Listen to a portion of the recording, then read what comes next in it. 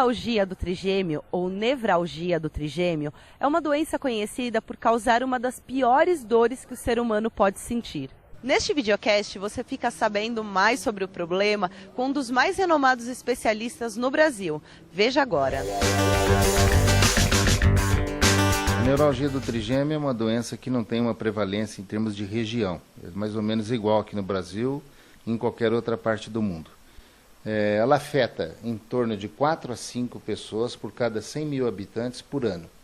E não tem também prevalência específica de sexo. Parece que é mais ou menos uma similaridade entre masculino e feminino.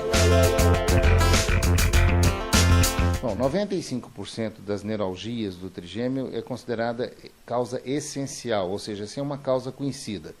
Tem especulações, como afeta principalmente pessoas da terceira idade, eles acreditam que a bainha envoltória pode se desfazer ou degenerar parcialmente, e nessas áreas seriam as regiões onde poderia ter lá uma pontada fisgada, um curto-circuito. Mas há também especulação de que às vezes o contato do vaso arterial com o nervo trigêmeo na sua saída ao nível do tronco cerebral seja uma causa dessa desmielinização. É possível. A neuralgia do trigêmeo, o diagnóstico não é difícil, é um diagnóstico clínico.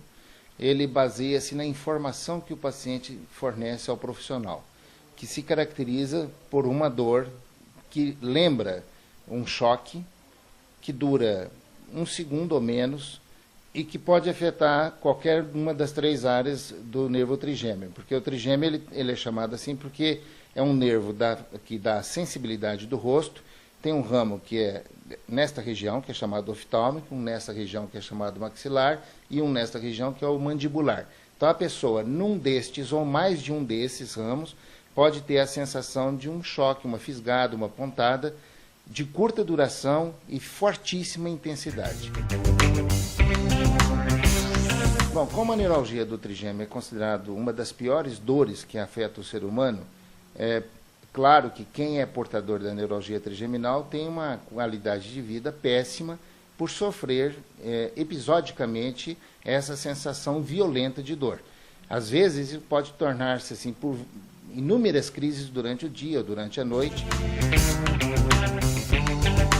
O tratamento, como na maioria das doenças, de uma maneira geral, ele começa com um tratamento conservador ou clínico, usando substâncias que são anticonvulsivantes, entre elas a oxicarbazepina e a carbamazepina.